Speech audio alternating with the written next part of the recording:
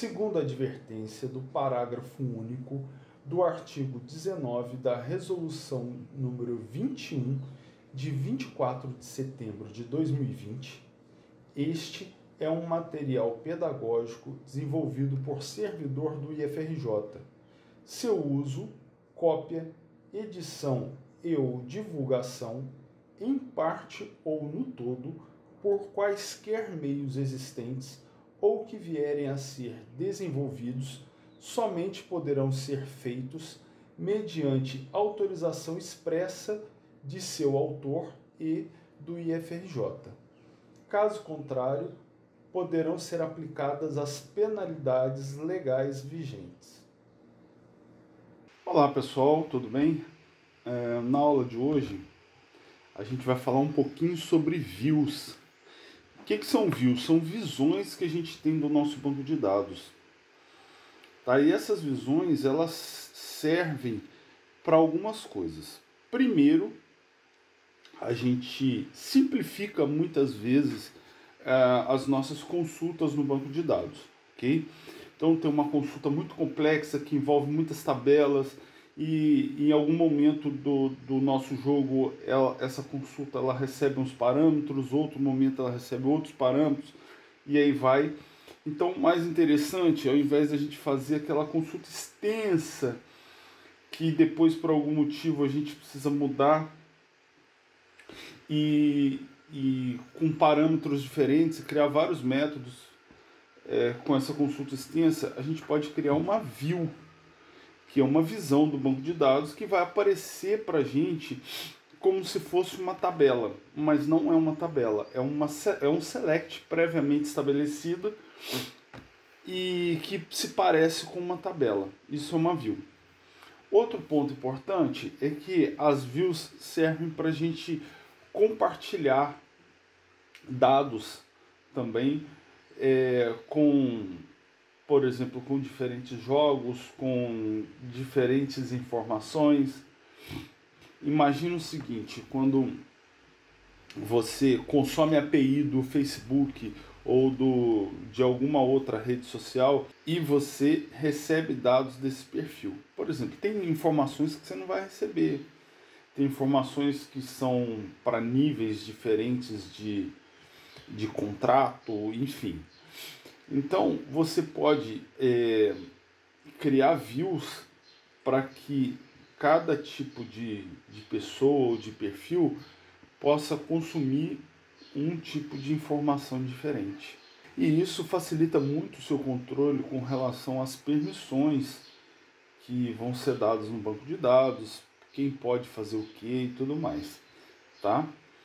Bom, eu vou criar uma view muito simples aqui, muito fácil, basicamente para vocês terem ideia e aprender a sintaxe da criação de views. No nosso caso aqui, eu vou criar uma view entre jogadores, jogos e partidas. E eu vou comentar coisas que podem ou não acontecer dentro de uma view, ok? A sintaxe para a criação de uma view é muito simples, ó. Create view e aí você dá um nome para ela.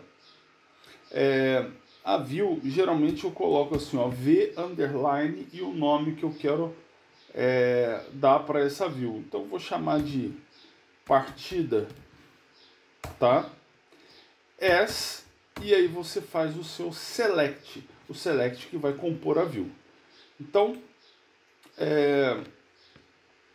eu vou colocar aqui, olha, nome, idade, partida, jogador, teste e data. Isso tudo vai compor uma partida para mim, tá? Nome dos jogadores, enfim.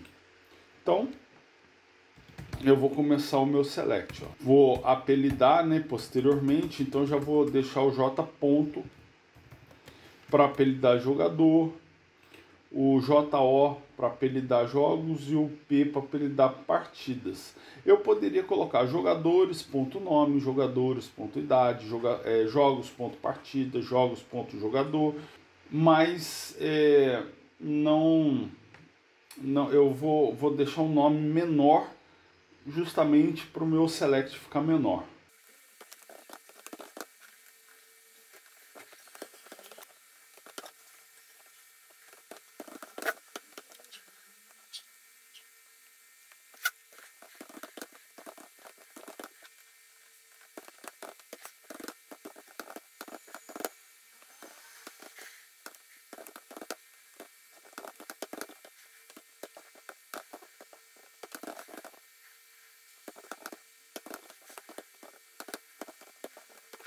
Então, após criar o select, eu posso verificar se ele está funcionando. Então tá lá, ó. Eu posso inclusive trocar a ordem aqui, né, para ficar bacana. Então o que eu faria? Deixaria jogador aqui, ó, para eu saber o código do jogador, e a partida eu deixaria próximo à data, ok? Então vamos fazer isso.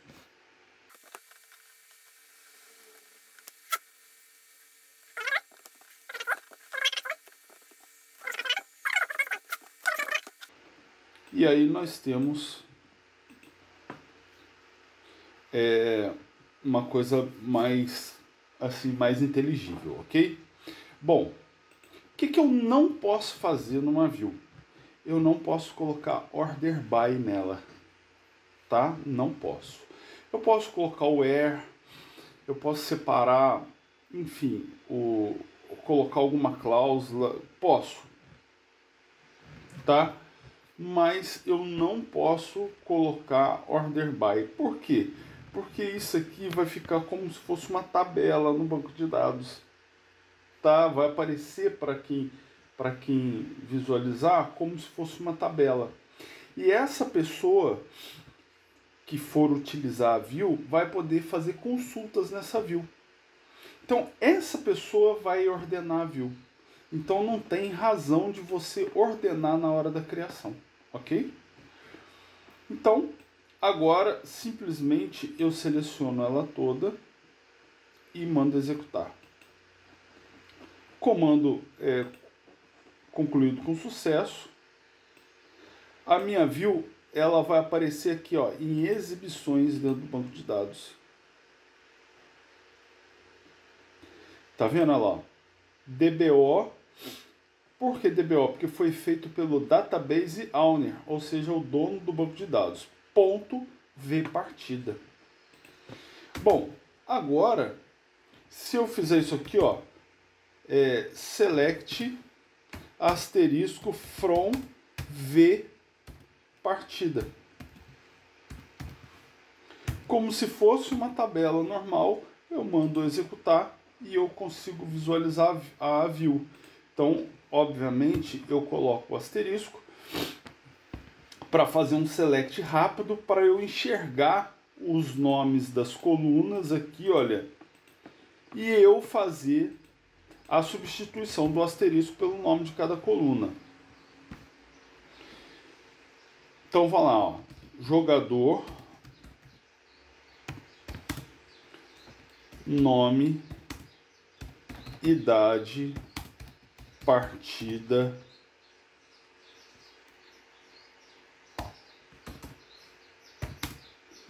data. Eu não preciso selecionar todos os campos, né, todas as colunas de uma view. Então eu posso selecionar só o que eu quero e olha lá, eu selecionei sem o teste. Aqui eu posso colocar, ó, order by data, por exemplo. E aí eu tenho uma ordenação por data.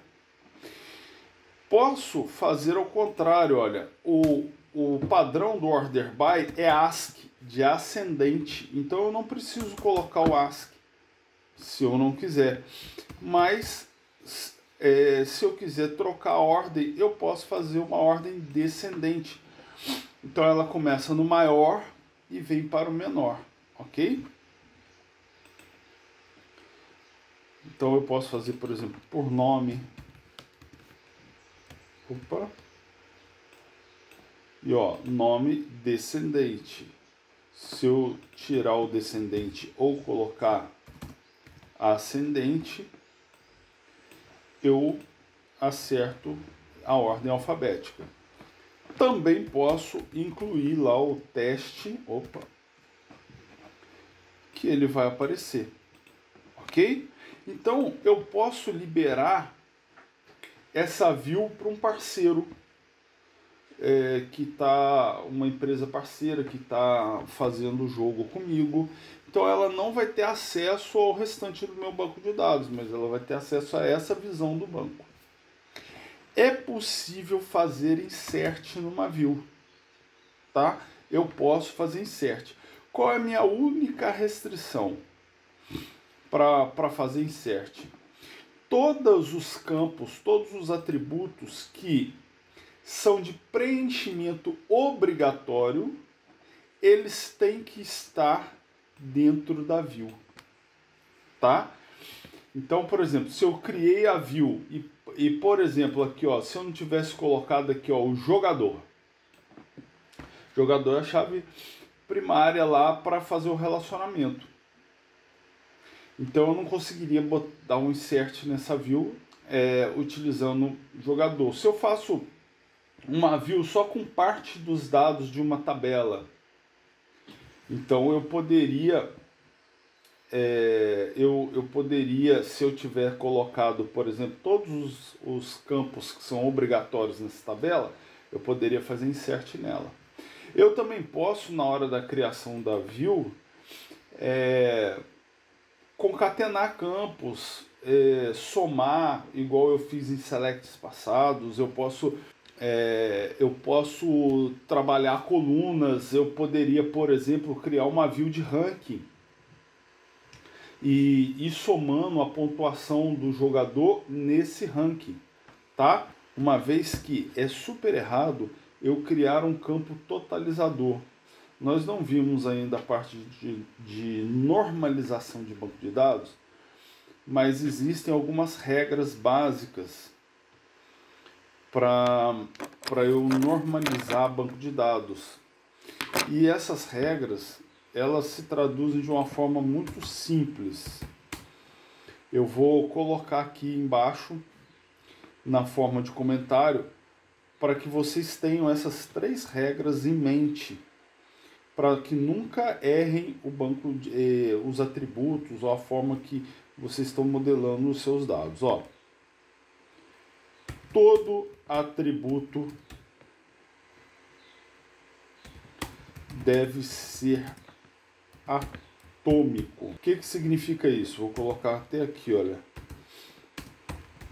Regras de normalização. Essas regras de normalização, antes de mais nada, deixa eu explicar. Elas são regras matemáticas para que você não tenha redundância de dados. O que é redundância de dados? É ter o mesmo dado em mais de um local dentro do banco de dados.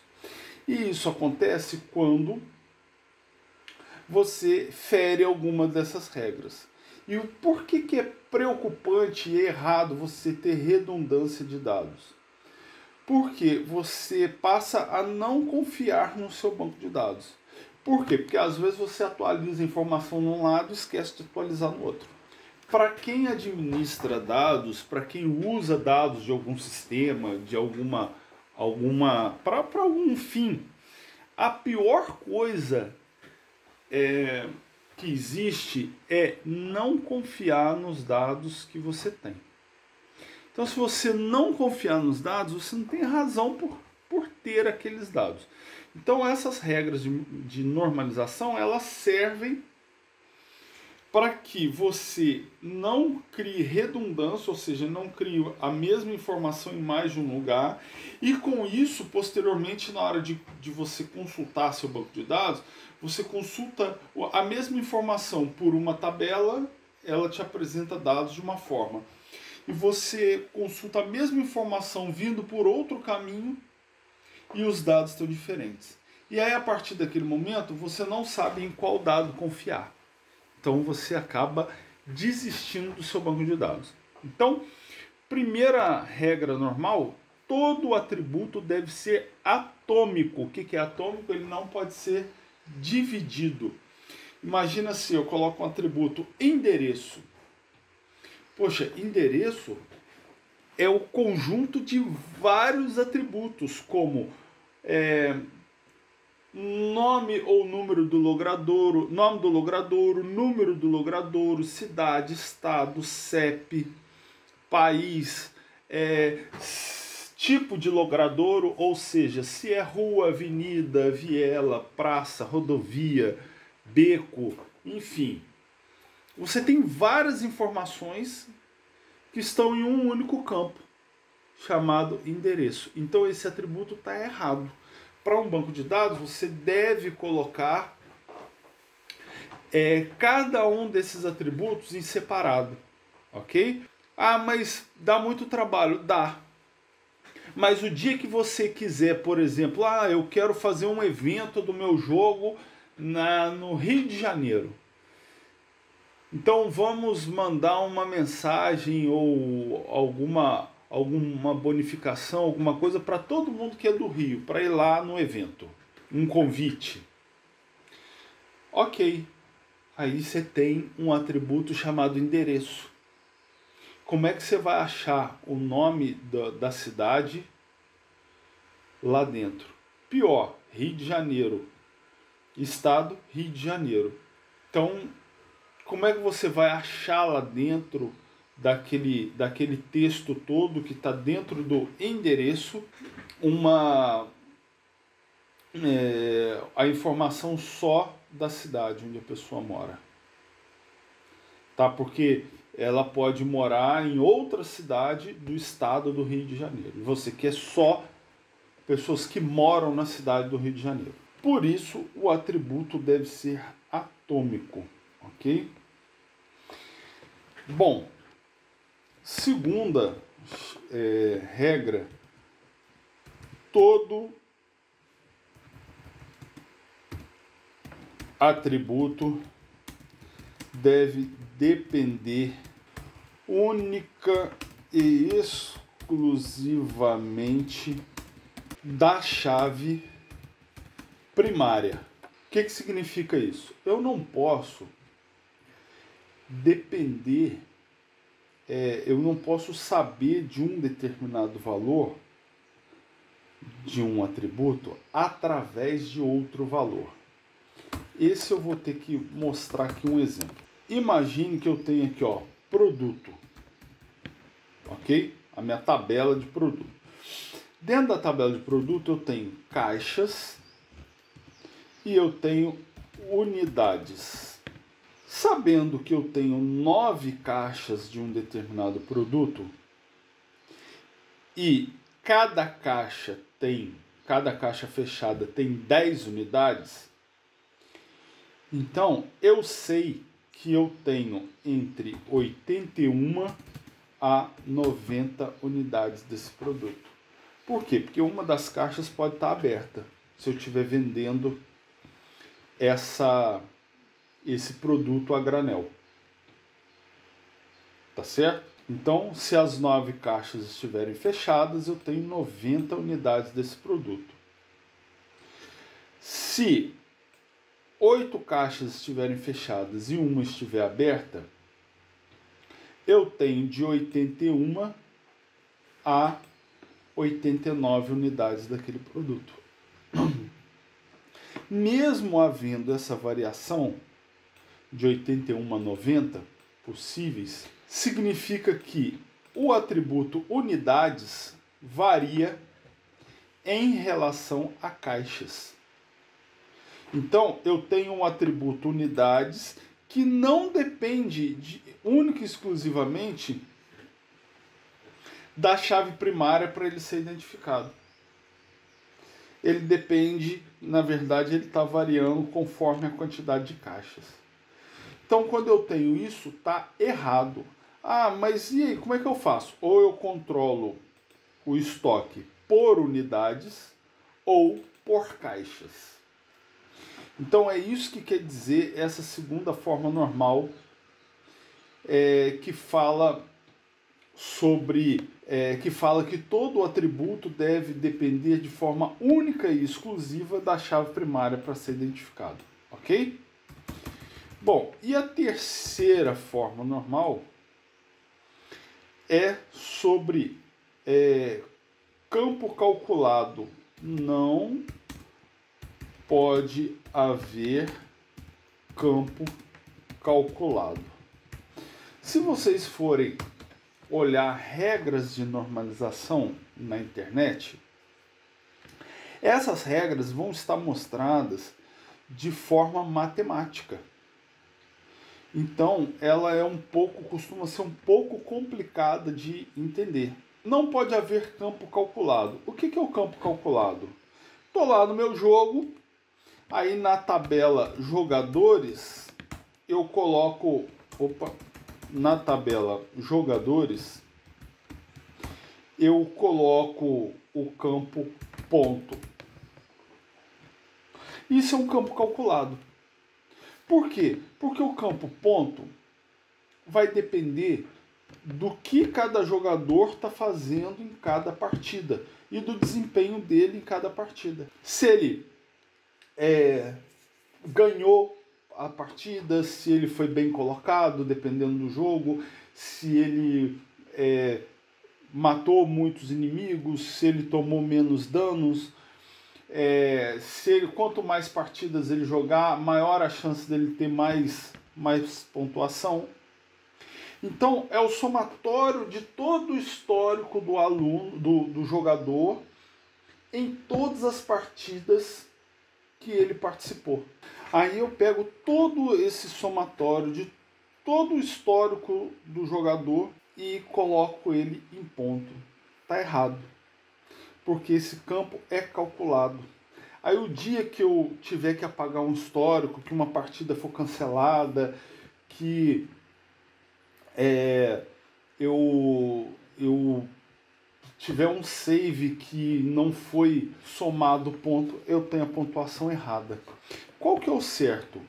Eu fazer select campo 1, campo 2, campo 3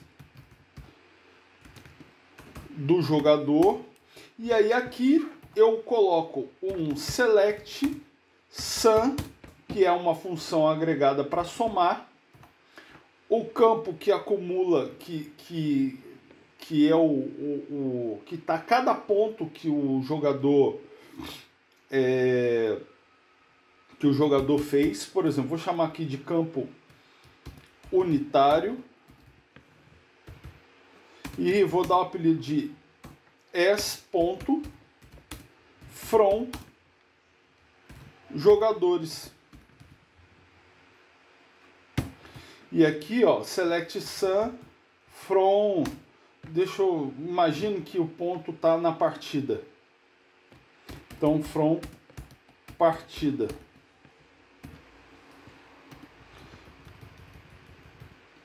Tá vendo? Eu tô pegando todos os dados de jogadores e para eu mostrar o campo, a pontuação dele, eu faço um select específico como um subselect, utilizando a função agregada sum para fazer o somatório, e eu mostro isso como o apelido de ponto em um select qualquer. Inclusive eu posso criar uma view. Então esse ponto aqui que está sendo mostrado e que o jogo vai receber a informação do ponto, na verdade ele é toda vez calculado em tempo de execução de uma consulta, ele é calculado pelo banco de dados. E eu posso mexer nos meus dados à vontade, porque da próxima vez que a informação o select for executado do banco, ele calcula tudo de novo. Então se eu apagar, se eu remover, se eu alterar tudo, eu não tenho que me lembrar de ir lá na tabela de jogadores e alterar o ponto. O que isso faz? Isso faz com que a informação seja única. Tá? Por quê? Porque eu posso fazer operações dentro do meu jogo e, por algum motivo, não atualizar o ponto.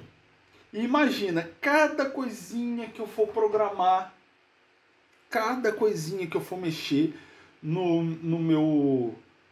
desempenho do meu jogador, eu tenho que lembrar de ir lá e atualizar o ponto. Eu vou programar, eu vou ter muito mais trabalho, com muito mais chance de errar e com muito mais interação com o banco de dados do que o necessário que a aplicação, que o jogo deveria ter. Então é muito melhor eu trabalhar da forma correta.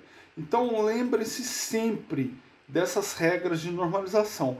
Qualquer uma dessas regras que estiver fora do padrão, que não tiver sido obedecida, o banco de dados está errado.